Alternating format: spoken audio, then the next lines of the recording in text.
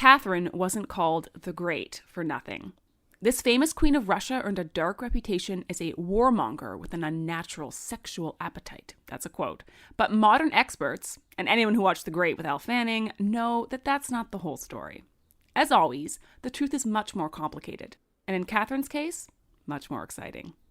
So giddy up and ride along as we gallop through Catherine's life. We'll watch her jockey for power, say nay to her idiot husband, romance plenty of studs and stallions, and then, after one of history's most sublime plot twists, even take the reins over Russia. Yes, those are horse puns. Some of you know why. Others, well, you'll just have to stay tuned to learn, because the reveal is pretty amazing.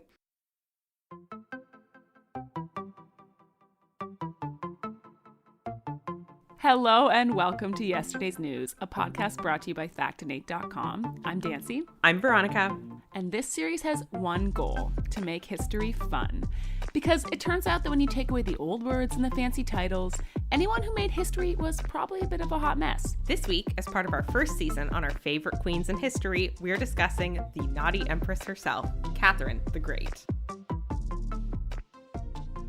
So let's begin. First, Catherine the Great is famously of Russia. However, she was not Russian. She was German. Whoa. I know, first plot twist. First of many plot twists that we will get in this episode because, yeah, Catherine, a spicy woman, we will soon learn.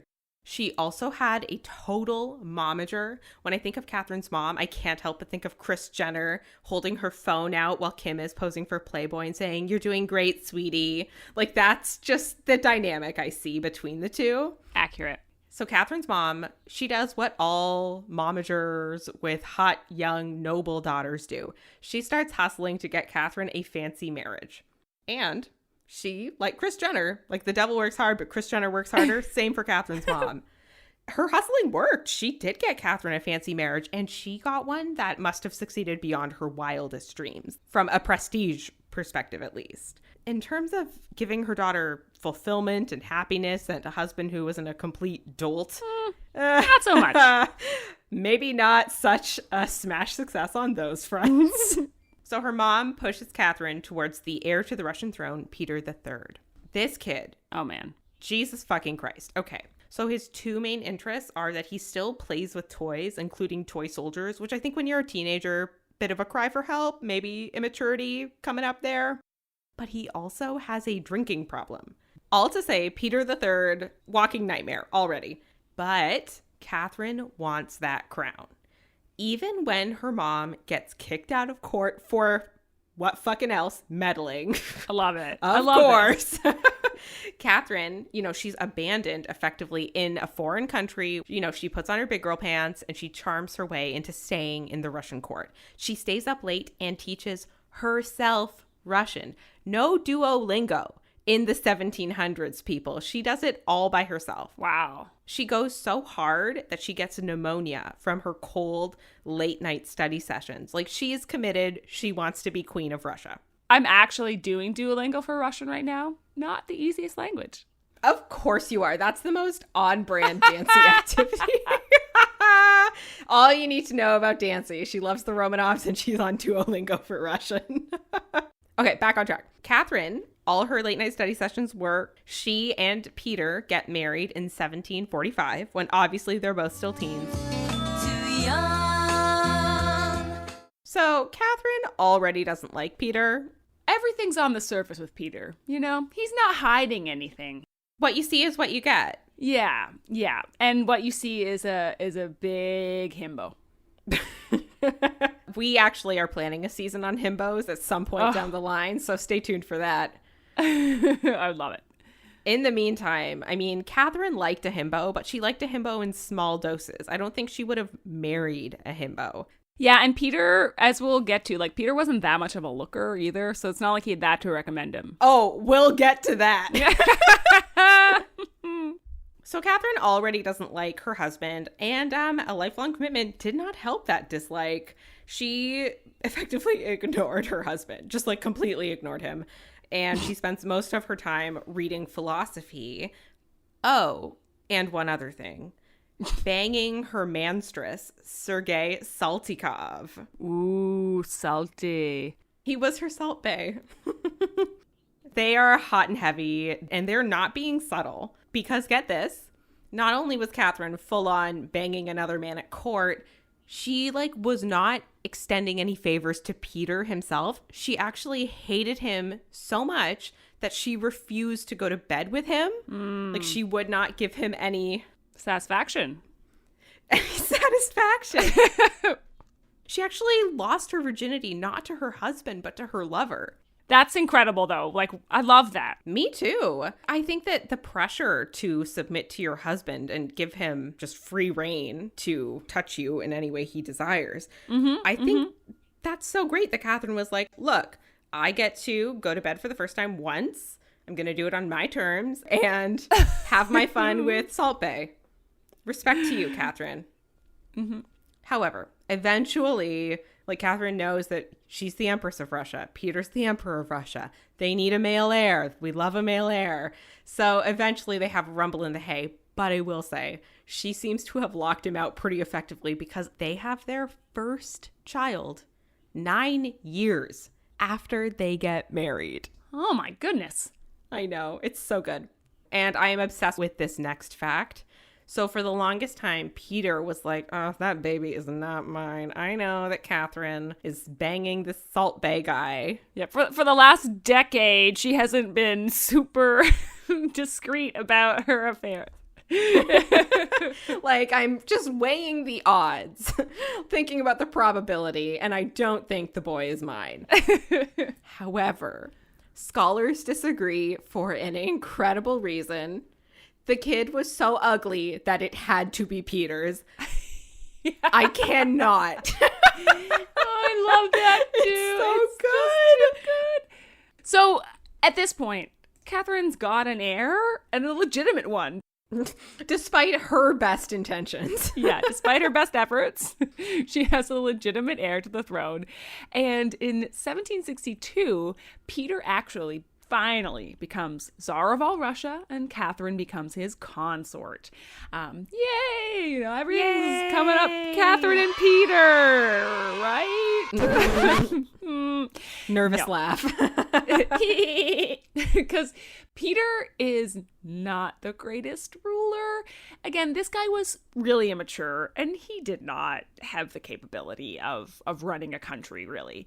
He did stuff like he liked to throw cannon fire at Catherine's apartments. He would drill the male servants early in the morning and kind of wake everybody up. Everyone in the palace was pretty annoyed with him.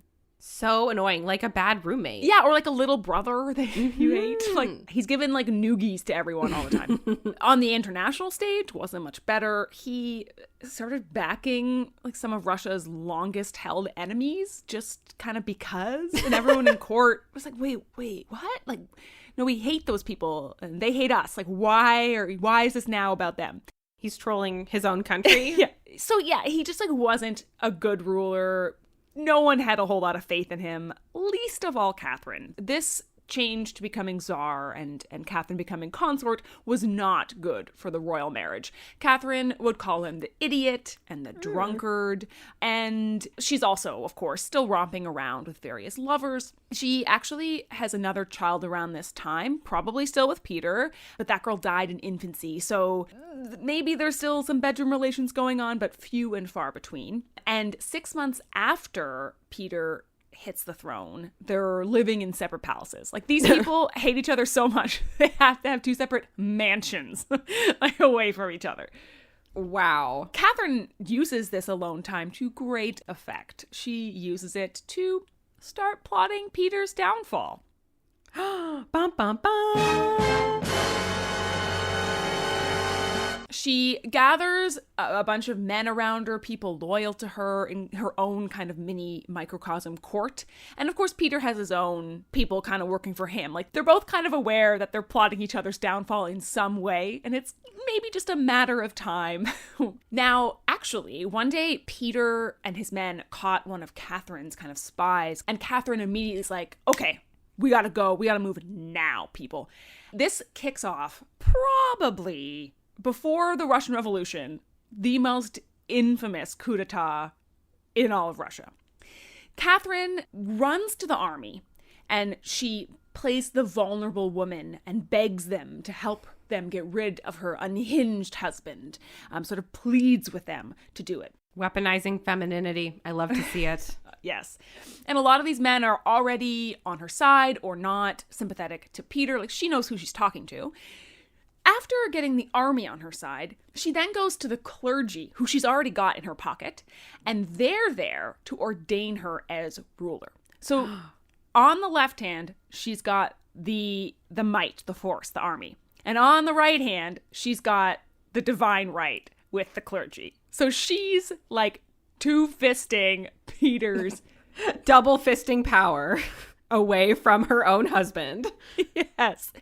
And in the blink of an eye, like, this happens so fast. Like, Peter is not ignorant that his wife is plotting something, but he does not have time to react. He's immediately arrested, and Catherine forces him to sign an abdication agreement. Bam. Done. And the whole world was like, whoa, what? Yeah, like whiplash. Catherine's ruler now, and Peter's arrested. Then it gets real dark. So 8 days after this coup shocks the world, Peter turns up in his cell dead, and he's only 34 at this time. So, you know. I love a suspiciously convenient death. Yeah. Don't be suspicious. Don't be suspicious. Exactly. Not suspicious at all. Now, there was an autopsy. There was some, there's some nominal reason for his death.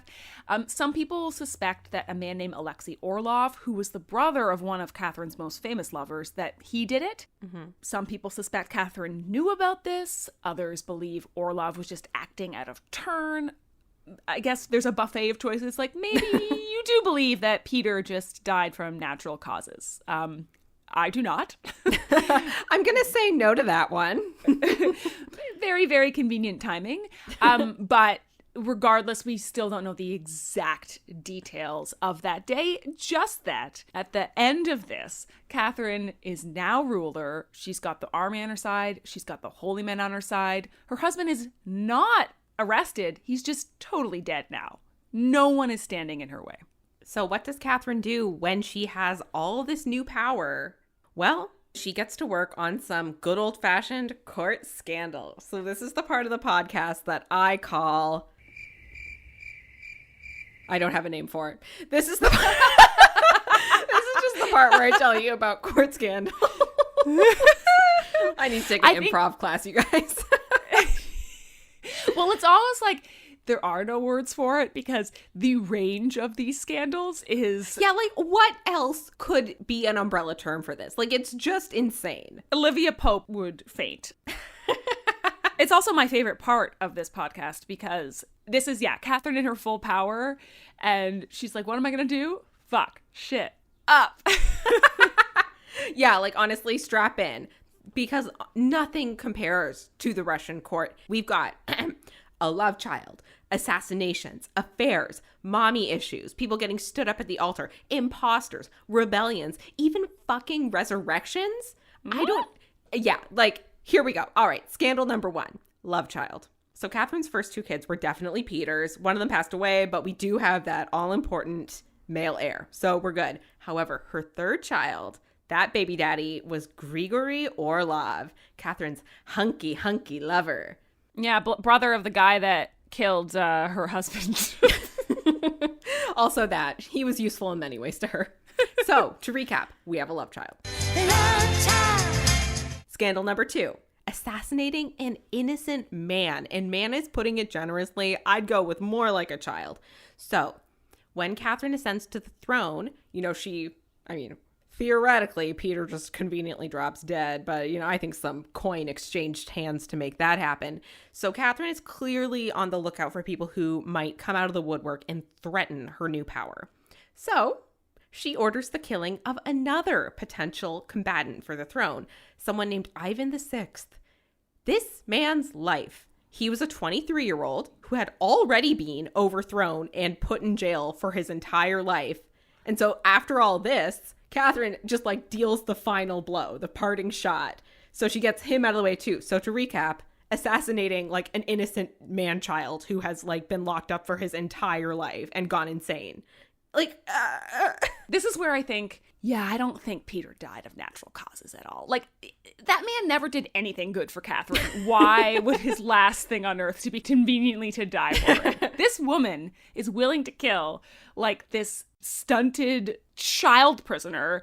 Why wouldn't she be willing to kill the husband she hated? Peter did not die of natural causes. That is this podcast stance. Scandal 3. Related to Peter not dying from natural causes and related to Catherine's hatred of Peter. Russian harem. Catherine constantly had a retinue of hot nerds and military jocks on call for her personal pleasure. She hired people as professional ticklers to get her in the mood. Which, by the way, is like, that's like a Russian court thing, period. Like, she actually wasn't breaking any molds there. They loved foot ticklers. That was a thing in the Russian court. Kinky. Also, Catherine made one of her old boyfriends, Potemkin, who she called the Golden Cock, and her professional bonbon. Her nickname game is on a whole nother level. But anyway, once she got a little tired of him, because he was like dirty hot and I guess she wanted something a little different, she made him become her personal matchmaker. So she like outsourced finding new boyfriends to one of her old boyfriends, which is such a power move. So he'd like screen these hotties and see which ones were appropriate to send along to Catherine. She's like, you know what I like. Oh, and Dancy, is it true that Catherine had like her ladies in waiting test out her potential male lovers, or is that just a rumor?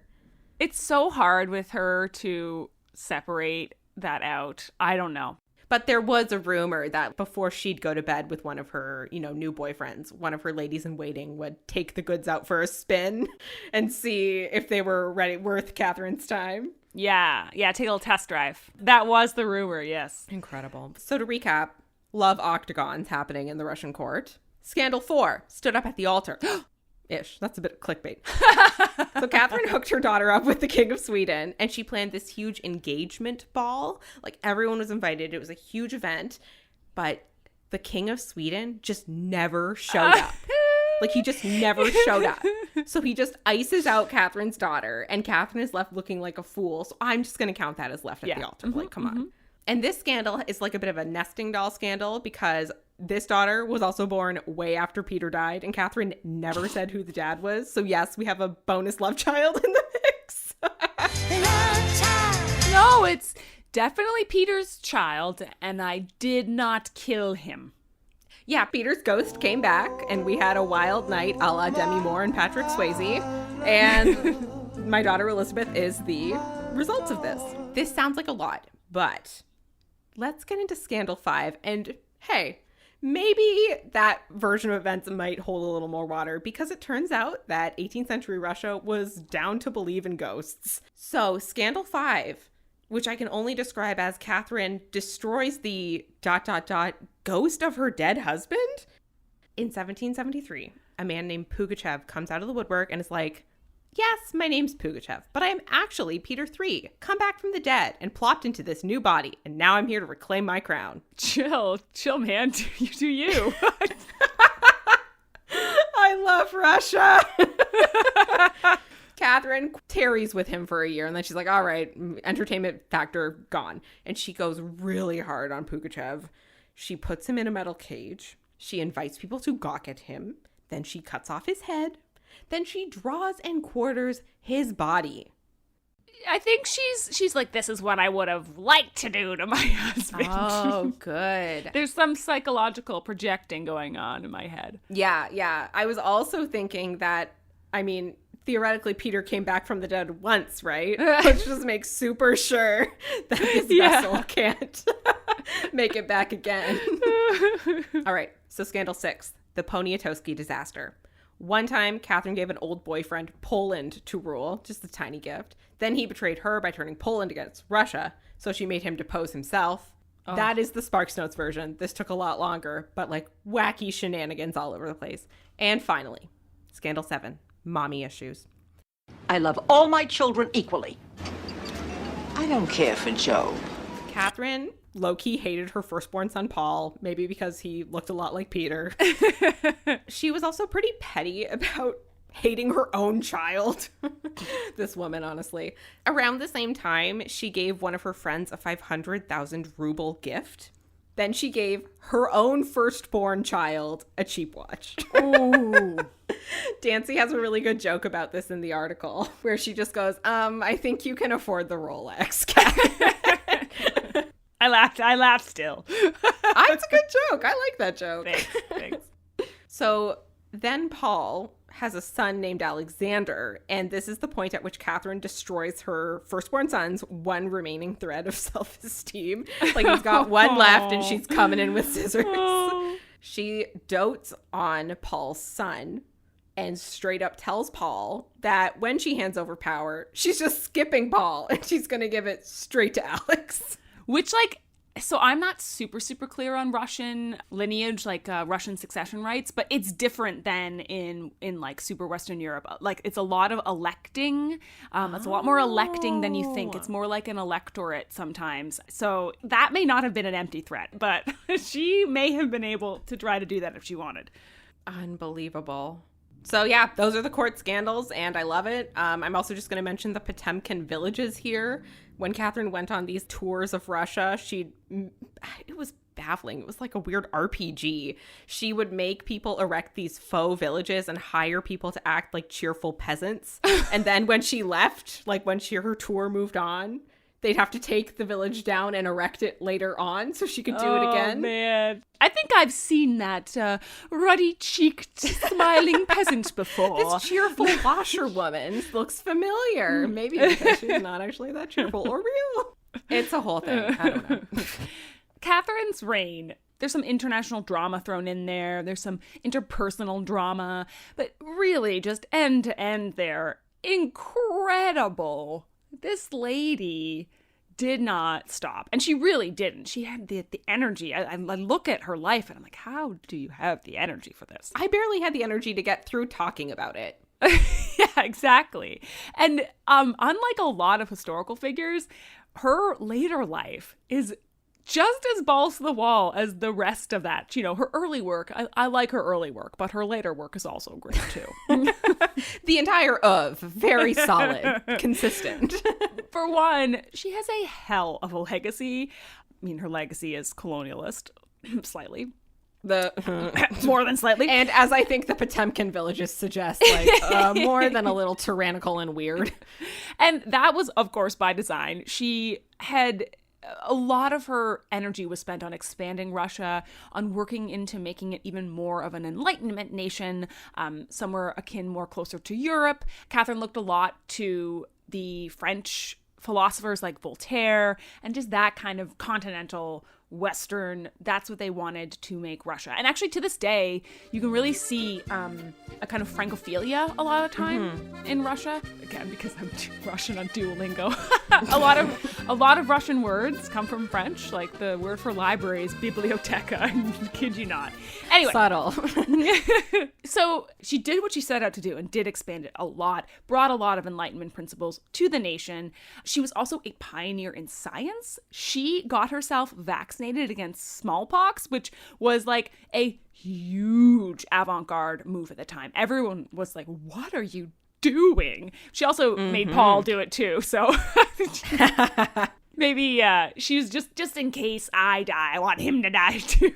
Yeah, I bet she put Paul first. You get yours first. I'm right behind you. Like her poison taster, yeah.